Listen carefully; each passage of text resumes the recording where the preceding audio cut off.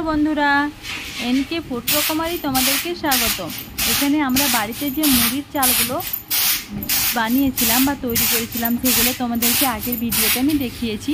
এই মুড়ির চালগুলো যখন পিঠাই করে নিয়ে আসা হয় তখন এভাবে কুলো দিয়ে পাছুড়ে নিতে হয়। ঠিক এরকমভাবে পাছুড়ে নিয়ে আর এরকম যে গুঁড়োগুলা বেরিয়ে যায়। মুড়ির চালগুলোকে পাছুড়ে পরিষ্কার করে নিয়ে আমরা কিভাবে এবার মুড়ি ভাজবো সেটাই তোমাদের সঙ্গে শেয়ার করব। আমরা বাড়িতে মুড়ি ভাজতাম আগে, কিন্তু এখন আর বাড়িতে মুড়ি ভাজি না, কিন্তু বাড়িতে কিভাবে ভাজতাম সেটাও দেখাবো। এই গামলার মধ্যে নিয়ে নিলাম, এবার এটা নিয়ে নিয়েছি একটা পাই, এটাকে আমরা পাই বলে থাকি। এই পায়ের মধ্যে মুড়ির চালগুলোকে মেপে নিচ্ছি, আর এটা হচ্ছে টোকা, ওই টোকার মধ্যে মেপে নেব। চালগুলোকে মেপে নিচ্ছি, আমি এখানে 7 কেজি চাল নিচ্ছি। চালগুলো মেপে নেওয়া হয়ে গেছে। এবার পরিষ্কার করে এগুলোকে ধুয়ে নিয়েছি। পরিষ্কার করে কচলে কচলে ধুয়ে টোকার মধ্যে আবারও পানি ঝরাতে দিয়েছি। পানি ঝরিয়ে ঝাঁকিয়ে ঝাঁকিয়ে দিতে হবে, নাহলে টোকার মধ্যে দলা পেকে যাবে। দেখো কতটা ঝরঝরে হয়ে গেছে ধুয়ে নেওয়ার পর। এই দেখো কিন্তু তলায় একটু দলা পেকে আছে। এটাকে যখন আবার নিয়ে যাব চুলায় তখন এটা করে নেব। আমি চুলায় নাদার সাহায্যে এটাকে মথে নেব। নিয়ে নিয়েছি 1 প্যাকেট লবণ আর একটু অল্প সামান্য তেল। এবার চলে যাব চুলায়। চুলাকে ধরিয়ে একটা বড় সাইজের কড়া বা যেটাকে আমরা নাদা বলি, সেই নাদা বা কড়াটাকে নিয়ে চুলাটার 81 করে দিয়ে একদিকে গোবর লাগিয়ে দিয়েছি। এবার এখানে দিয়ে দিচ্ছি 2 বদনা পানি। 1 বদনা দেওয়া হলো, এখানে দিয়ে দেব আরও 1 বদনা পানি। পানিটাকে একটু গরম হওয়ার জন্য এবার আমাকে জাল দিতে হবে। 2 বদনায় পানি দিচ্ছি, কিন্তু বদনাটা ভয়নি বলে আরেকটু দেওয়া হলো। 2 বদনা পানি, 7 কেজি চালের মধ্যে আমরা দিয়েছি 2 বদনা পানি। এবার ওই প্যাকেটের নুনটা থেকে আধা প্যাকেট নুন আমি এটার মধ্যে দিয়ে দিচ্ছি। যে লবণটা নিয়েছিলাম প্রথমে দেখালাম, সেটাকে আমি ওই পানিটার মধ্যে দিয়ে দিলাম। এবার জালটাকে ধরিয়ে লবণ আর পানিটাকে একটু ভালো করে গরম করে নেব। গরম করে নিলে একটু হালকা গরম হয়ে আসবে, খুব বেশি নয়, তখনই এটার মধ্যে চালগুলোকে ঢেলে দিতে হবে। চালগুলো দেখো টোকার মধ্যে বসে গেছে। ধোয়ার পর কিন্তু টোকাটাকে উল্টে পাল্টে ঝাঁকড়ে নিতে হবে, নাহলে চালগুলো দলা পেকে যাবে। ওই পানির মধ্যে দিতে খুব অসুবিধা হবে বা চোখে মুখে ছিটে আসতে পারে। এবার এই পানির মধ্যে নুন পানিটাকে ভালো করে কড়ার মধ্যে এবার নান্দার মধ্যে দিয়ে ভালো করে মথে নিচ্ছি। এরকম জাল ভরতে হবে একদিকে, আর একদিকে এরকম একটা হাতা নিয়ে নিয়েছি। এই হাতাটার সাহায্যে নেড়ে চেড়ে নিয়ে চালটা যতটা পানি থাকবে সেই পানিটাকে শুকিয়ে নিতে হবে। পানিটাকে একদম যখন শুকিয়ে আসবে তখন এটাকে নামিয়ে নিতে হবে। দেখো কীরকমভাবে শুকিয়ে নিচ্ছি। যখন সেরকমভাবে হয়ে আসবে, একদম লেগে লেগে যাবে, তখন একটা খুরচুনি বা চাছুনি নিতে হবে। তারপর ওই সাইডের চালগুলোকে ছাড়িয়ে দিতে হবে, নাহলে সাইডের চালগুলো কটকটে হয়ে যাবে। এই দেখো প্রায় হতে এসছে। এই টাইমে দিয়ে দেব একটু সরিষার তেল। সরিষার তেলটা দিলে পরে কিন্তু নাদার মধ্যে লেগে যাবে না। আর সরিষার তেলটা না দিলে খুব লেগে যাবে, সেটাকে ছাড়াতে হবে। এই দেখো হয়ে গেছে। এবার এখনও আরও কিছুক্ষণ নাড়াচাড়া করে নেব।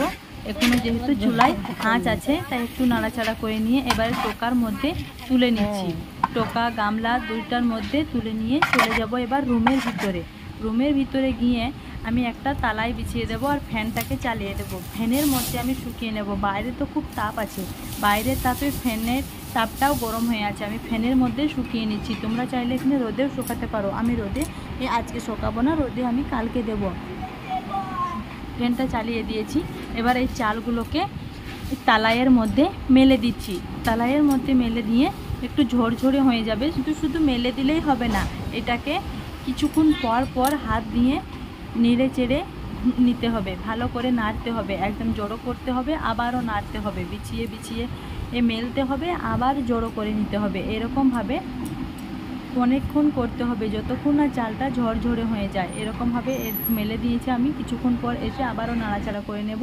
এবার আমি রোদে আরও শুকিয়ে একটু কটকটে করে নেব।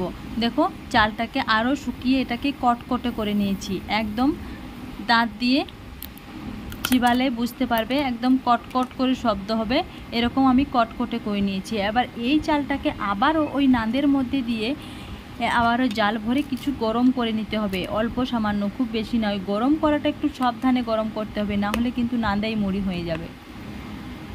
এবার চলে যাব এই চালগুলোকে ভরে নিয়ে মেশিন তলায়। মেশিনে নিয়ে দেখছো ওই যে ওটা হচ্ছে মেশিন, ওই মেশিনের এইদিকে চাল ভরা হয় আর ওইদিকে চাল ঢালা হয়, আর ওই যে ওইদিকে মুড়ি বের করা হয়। ওদের ওই বড় বড় খাঁচি আছে, ওগুলো দিকে মুড়ি হয়। কেজি চাল দেওয়া হয় তো 5 টাকা করে নেওয়া হয়। ওই 5 টাকা করে নিয়ে মুড়ি ভাজা হয়। আমরা বাড়িতে চাল ওরকমভাবে রেডি করে আনি, তারপর মুড়ি ভাজি। সেই মুড়ি খেতে খুব ভালো লাগে, আর কিনা মুড়ি একদম ভালো লাগে না খেতে। আগে আমরা বাড়িতেই মুড়ি ভাজতাম, কিন্তু এখন এই গরম খুবই, তার জন্য বাড়িতে মুড়ি ভাজি না। দেখতে পাচ্ছ মুড়িটা কখন সুন্দর বেরোচ্ছে। ওরকম যখন খাঁচিতে 1 খাঁচি মুড়ি হয়ে যাবে তখন ঢেলে দেবে। এবার যার যতটা চাল, যার কেজি আছে, তো এরকমভাবে পয়সা দিয়ে তারা সেরকমভাবে ভেজে নিয়ে আসে। আমরা এরকমভাবেই চালগুলোকে রেডি করে নিই, তারপর আমি বস্তায় ভরে দিই, সেগুলোকে ভেজে নিয়ে আসেন, মুড়ি হয়। যেটাকে আবার ঢেলে নিয়ে এসে বাড়িতে তালাইয়ে মেলে একটু ঠান্ডা করে তাকে চেলে পরিষ্কার করে ড্রামের মধ্যে ভরে। মেশিন থেকে মুড়ি ভেজে নেওয়া আসার পর যখন মুড়িগুলো বাড়িতে ঢালা হবে একটা তালায় বিছিয়ে, তখন এই মুড়িগুলোকে কিন্তু হাত দিয়ে ঠান্ডা করে নিতে হবে সঙ্গে সঙ্গে, না হলে মুড়িগুলো এত গরম হয়ে থাকবে পুড়ে লাল হয়ে যাবে। মুড়ি ভাজা মেশিনটা কিন্তু খুবই ভয়ানক, দেখতেই খুব ভয় লাগছে দূর থেকে। এবার আমরা বাড়িতে কিভাবে মুড়ি ভাজতাম বা কীভাবে মুড়ি ভাজি সেটাই তোমাদের সঙ্গে শেয়ার করব। দেখে নাও, এখানে চুলাটাকে আগে ধরাতে হবে, আর ঠিক এরকমভাবে একটা খোলা বসাতে হবে। এটাকে আমরা মুড়ি ভাজা খোলা বলি। এবার এটার মধ্যে ওই একই রকমভাবে চালগুলোকে রেডি করে এটার মধ্যে দিয়ে দিতে হবে, আর এই খোলায় মুড়ি ভাজলে কিন্তু গরম গরম চাল দিতে হবে। আর এখানে আমরা আজকে মুড়ি ভাজছি না, এখানে খই ভাজছি, ধান দিয়ে খই ভাজছি বাড়িতে।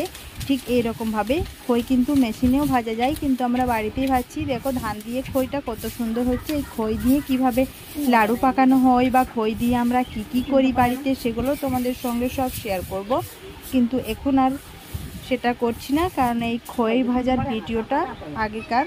এখন খই যখন ভাজবো তখন দেখাবো। দেখো খইগুলো কত সুন্দর। এই খইগুলোর আবার অনেক কাজ। এই খইগুলো থেকে ধানগুলো পরিষ্কার করতে হবে, আবার খইয়ের নাড়ু বানাতে হবে, খই মুড়ির সঙ্গে পায়েল করতে হবে। ধানগুলো দেখছো কত চকচকে, কিন্তু ধানগুলো একটু ছোট বলেই খইটা একটু ছোট হচ্ছে। কিন্তু দেখতে পাচ্ছ মুড়ি ভাজার পদ্ধতিটা, এত গরমে এত আঁচে এইরকমভাবে মুড়ি ভাজা অসম্ভব। এরকমভাবে আমরা আগে অনেক মুড়ি ভেজেছি, কিন্তু এখন আর এরকমভাবে মুড়ি ভাজতে পারা যাচ্ছে না। তার জন্যই মেশিনের ওই পদ্ধতিটাই আমরা ব্যবহার করছি এখন, আর ওইটাতেই এখন সবাই করছে, আর ওই রকমভাবেই মুড়ি ভাজতে ভালো লাগছে। তোমাদের যেটার পছন্দ সেরকমভাবেই মুড়ি ভাজতে পারো। ধন্যবাদ বন্ধুরা।